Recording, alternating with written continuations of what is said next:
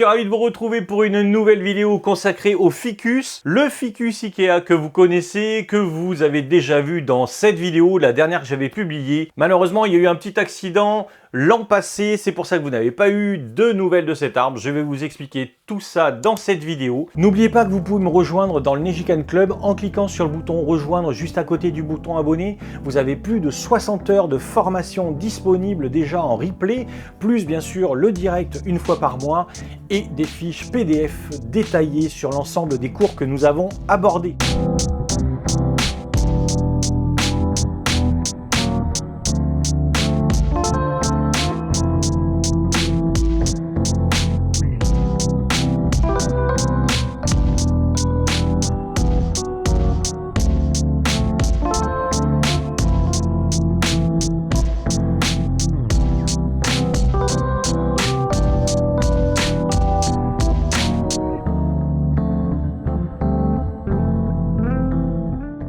Alors je précise pour ceux qui se poseraient la question qu'on est au mois de juin, c'est la période idéale pour travailler tout ce qui est tropicaux, le ficus, les podocarpus, les oliviers aussi, durant toute la période chaude que je situe principalement à la fin du printemps et pendant l'été. Première chose à expliquer sur cet arbre, l'an passé, c'est un arbre que j'ai sorti au mois d'avril, début du mois d'avril, pensant qu'il allait faire très bon et que j'avais plus aucun problème de gel.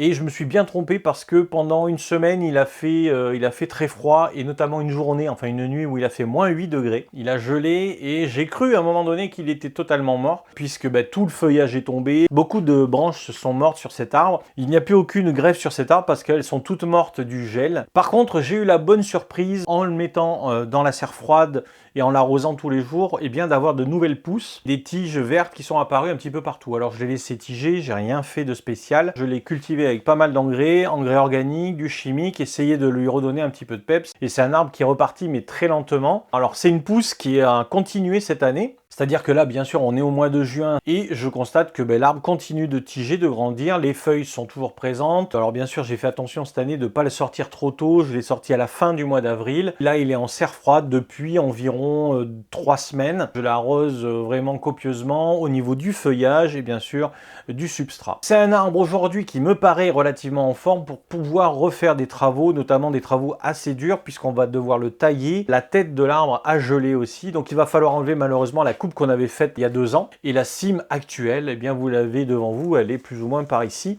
C'est dommage parce que ça avait commencé à cicatriser, ça avait bien poussé et tout.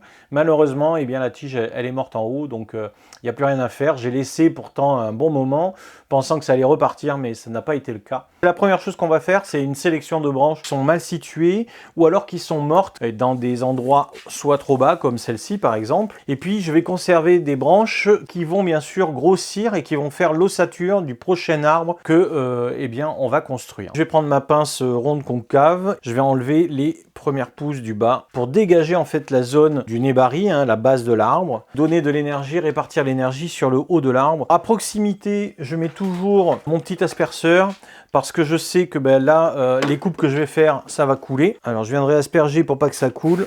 Voilà, ici un petit peu, pas besoin d'en faire plus. Dès que j'en ai besoin, eh bien je l'utilise. Ici, donc j'ai un morceau de bois qui correspond à une ancienne greffe, je vais l'enlever. On voit comment ils ont fait, c'est-à-dire une coupe en V et à l'intérieur ils ont positionné le greffon. Vous voyez, cette partie-là est morte. Nous, ce qui nous intéresse, c'est que ce soit propre. Ici, je peux rogner aussi. C'est une partie qui est morte parce qu'elle avait été greffée. Voilà, ça fait quelque chose de lisse, droit. Je viens enlever toutes les petites pousses. Les racines qui sont mortes aussi. Avec ma paire de ciseaux, je peux enlever des branches qui sont un peu trop fines ou qui sont en double ou en triple. Alors je vais garder ce départ là, ce gros départ, mais je vais certainement le réduire. Je vais enlever cette première tige ici et je vais me servir de ce feuillage pour faire une branche basse ici. Je vais enlever également des branches qui poussent vers l'intérieur de l'arbre. Première sélection, je reviendrai dessus après. Je vais me garder plusieurs branches. Et puis, si je vois que j'ai assez de branches, je pourrais encore en enlever. Je vais garder cette branche-là aussi, un petit peu basse. Elle est plus petite aussi que celle-ci. J'ai pas énormément de branches, en plus, j'en ai pas de ce côté-là. Elle pourra peut-être me servir. Au pire, l'an prochain, je pourrai la couper si j'en ai d'autres qui apparaissent. Maintenant, je vais aller un petit peu plus haut. Celle-ci, elle est vraiment dans le creux. je vais l'enlever. Ici, j'ai une branche qui est morte. Je vais garder les pouces qui vont vers le bas et enlever les pouces qui vont vers le haut. Et j'arrive quand même déjà assez haut.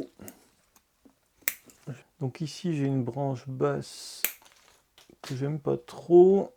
Par contre, ces deux-là, je vais les garder. Je verrai si j'en garde qu'une. Mais pour l'instant, je vais garder les deux. Celle-là, je vais l'enlever. J'ai deux branches, j'ai celle-ci et celle-ci. Je vais en garder qu'une. Voilà. Et là, j'ai tout un tas de branches. Le problème, c'est qu'elles sont toutes à la même hauteur. Je vais les enlever aussi. Je vais conserver uniquement la branche qui est bien placée ici.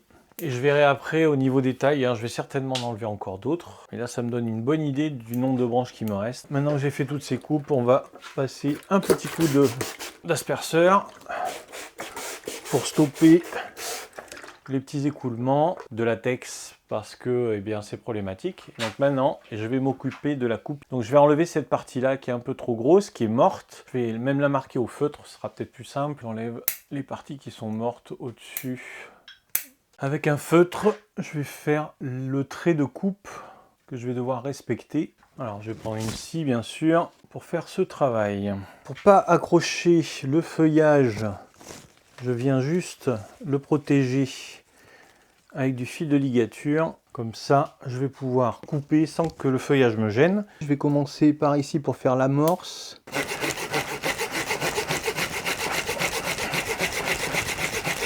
Alors ça coupe pas mal. Là, je suis dans un bon angle. Et de nouveau, on a une coupe relativement propre. Ça reste une grosse coupe, bien entendu. Et ça, pour le fermer, ça sera quand même très difficile. Le but, ça va être surtout de cacher cette coupe et de reconstruire l'arbre avec ce qui nous reste, avec le feuillage qui nous reste. Par rapport à la dernière étape que vous aviez vue en vidéo, on va repartir sur cette même étape. On sera exactement au même point avec un arbre, on va dire 10 cm plus petit. L'avantage, c'est qu'il nous reste le mouvement du tronc, qui est sympa. Maintenant, c'est un feuillage type de l'arbre, c'est-à-dire c'est le feuillage du porte-greffon qui est resté. Ça, c'est ce qu'on va mettre maintenant en forme, que je vais ligaturer. Je prends pas de fil de cuivre, je prends du fil d'aluminium pour faire ça. Le but, ça va être d'ancrer correctement le fil sur les racines qui sont présentes ici, pour pas que ce soit trop disgracieux et que j'ai du fil partout sur le tronc. Alors, je prends du fil ici de 3,5 mm. Je me suis ancré sur cette racine ici, et maintenant, je vais ligaturer cette branche. Le but, ça va être de ne pas aller trop loin, mais surtout de la plier correctement. Je descends la branche et surtout, j'essaie de lui donner déjà du mouvement. Alors, j'ai gardé la longueur pour l'instant. J'ai pas trop baissé la branche. Je vais faire le réglage ensuite avec les autres branches.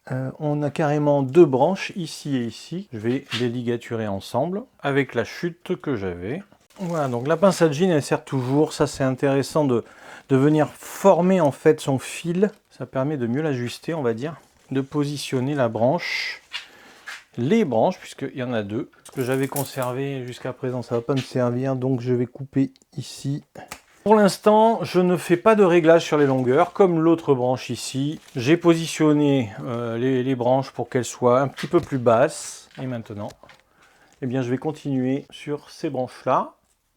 Alors j'en ai gardé 3, mais peut-être que je vais en garder qu'une ou deux. On va voir, je vais utiliser du fil un petit peu plus fin. Donc ici, même chose, je vais essayer de m'ancrer sur la petite branche du dessus. Donc il faut toujours trouver des ruses quand en ligature, pour à la fois passer le fil, bien l'ancrer et positionner la branche correctement, sans la casser. Alors c'est pas un fil que je serre très fort, donc je vais enlever la petite branche qui est en trop. Alors là c'est pareil, j'ai 3 branches, mais je pense pas que je vais garder toutes ces branches, je vais en garder qu'une. Pour chaque branche je vais changer de diamètre, je prends environ un tiers, voire la moitié du diamètre de la branche. Il n'y a pas trop de règles, mais il faut quand même que ça tienne, donc... Voilà, mon accroche est faite. Ici, j'ai fait un petit pont sur l'autre branche. Je garde aussi la longueur. Il y a une branche qui est bien placée ici. Je vais la garder, mais je vais enlever celle qui est en trop. Cette deuxième branche, je vais la ligaturer aussi avec un petit peu de fil. Alors, comme elle est très fine, eh bien, je prends un fil relativement fin. Alors, il faut faire attention avec les fils qui sont relativement fins. Ils disparaissent très vite. Ils sont presque mangés par... l'écorce, notamment quand c'est des ficus, parce qu'ils sont très puissants les ficus, donc il faut surveiller quand vous posez du fil. Maintenant, on va passer à ces deux branches ici, qui vont être intéressantes justement pour meubler un petit peu cette partie de l'arbre. Je pars toujours sous les branches et je vais venir m'ancrer sur la branche du dessus. Alors je sais que je ne vais pas avoir besoin de toute la longueur, je pose quand même le fil, même si je vais avoir un peu de gaspillage. Ce qui m'intéresse, c'est justement ces bourgeonnements en arrière. Priorité, mise en forme, sommaire, on va dire, de la branche. Et donc maintenant, il me reste cette partie-là qui va faire office en fait de profondeur de l'arbre, puisque la face avant, pour l'instant, on va dire qu'elle est par ici, vu que la coupe, elle est de ce côté, et qu'elle se verra moins. La problématique, c'est qu'on n'a pas trop de profondeur, on n'a pas de branches de profondeur, donc il va falloir les créer. C'est ça que j'en ai gardé quelques-unes quand même. Venir avec plusieurs branches et laisser tiger de ce côté-là. Il faudra bien sûr mettre l'arbre au soleil pour qu'il prenne vraiment un peu plus de dynamisme de ce côté-là. Maintenant, eh bien, je vais ligaturer toutes les branches que vous voyez. Je vais peut-être sélectionner ici, je ne vais pas tout garder, mais je vais d'abord les positionner correctement avant de les couper. J'ai besoin vraiment de cette branche-là, parce que là, j'ai deux départs. Cette branche-là m'intéresse moins. Mais celle-ci, je vais la garder et je vais la ligaturer avec une de ces deux branches. Alors c'est du fil qui est très fin là pour le coup. J'essaye de ruser pour ancrer mon fil correctement. Et je viens ligaturer celle-ci. Ça fera toujours du feuillage en plus. Je viens positionner cette branche qui pourrait faire office de profondeur aussi. Ça va aider. Je vais garder ces deux petites branches aussi. Et je peux me permettre de couper celle-ci. Maintenant, j'ai des branches derrière. Maintenant, on va s'occuper de la tête. Pareil, on va la ligaturer. Il faut que je parte correctement. Il faut que je laisse de l'espace entre les branches. Voilà, on peut imaginer que ce sera la future tête. Je double le fil. C'est pas sur une grande longueur, mais c'est nécessaire parce que ce fil il est un petit peu trop fin. Il y a une règle, c'est d'essayer de faire le plus discret possible, et puis après c'est à vous de composer. Du coup, je vais pouvoir me servir peut-être de cette branche là. Celle-ci, je voudrais la mettre à l'arrière, donc je ne vais pas la couper. Par contre, celle-ci, eh bien, elle risque de gêner au niveau longueur, donc déjà je vais pouvoir la couper là. Je vais couper ici, ouais, ça sera mieux. Voilà, je laisse un moignon parce que je veux pas non plus qu'il y ait un retrait de sève. Je vais ligaturer cette branche ici avec celle-ci, et même si le fil il est plus petit, il faut bien s'ancrer. Et ensuite, ça me permet de passer à tous les endroits. Je ligature cette branche qui est toute petite. Du coup, maintenant, je positionne la tête. Donc, je vais ligaturer ces deux branches ici. Donc, ça permet d'écarter le feuillage et de prendre encore un peu plus de volumétrie. C'est pas du fil vraiment très tendu. Voilà, prendre des espaces. De toute façon, bien sûr, la tête sera composée de plein de branches. Mais pour l'instant, eh bien, on n'en a pas trop. Voilà, donc maintenant que j'ai fait la pose de la ligature, les préformations de branches, je vais pouvoir régler les longueurs. Donc, couper les branches trop longues. Enlever aussi certaines feuilles pour voir vraiment la structure complète. Alors, pourquoi je coupe à telle ou telle distance? En fait, les branches basses, bon, c'est les branches les plus longues, bien entendu. De ce côté-là, eh bien, j'ai des départs. C'est un peu long, il faudra réduire, mais pour l'instant, on va laisser tiger un petit peu. À cette hauteur-là, j'ai juste positionné le fil et la branche. Je n'ai pas besoin de couper la longueur. Ici, c'est pareil, je vais couper à deux feuilles pour favoriser le bourgeonnement sur ces branches-là. Alors, j'en profite pour diminuer un peu le fil ou le repositionner. Là, j'ai du bourgeonnement sur cette branche ici, donc je vais la couper plus courte, cette branche. Voilà, donc j'ai un petit peu de chute. J'ai quoi? Oh, j'ai 10 cm de chute d'aluminium. Et puis pour les branches de tête, eh bien, je vais les réduire aussi, hein, normal. Il faut qu'elles soient plus petites, plus courtes, et qu'elles ne soient pas au même niveau.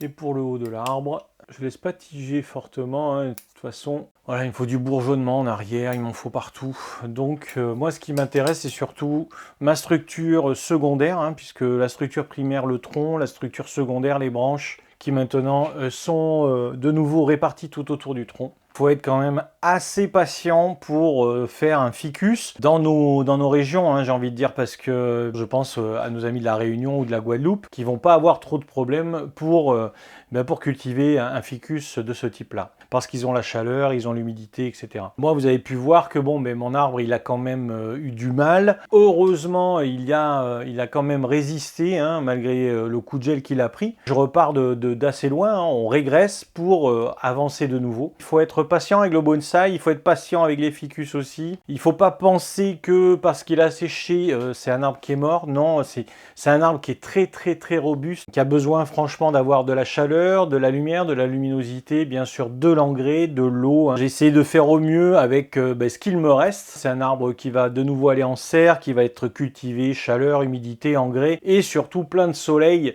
Donc je pense que vers la fin du mois de septembre, début du mois d'octobre, je pourrai avoir un bon résultat. D'ailleurs, je pense que je ferai soit une petite vidéo sur YouTube, soit une vidéo sur Instagram pour faire le point sur cet arbre et vous montrer l'évolution en quelques mois. Comme d'habitude, vous pouvez me laisser un petit commentaire ou des questions, je ne manquerai pas de vous répondre. Regardez dans la description, il y a plein de liens intéressants. Quant à moi, je vous retrouve très vite dans une prochaine vidéo sur la chaîne.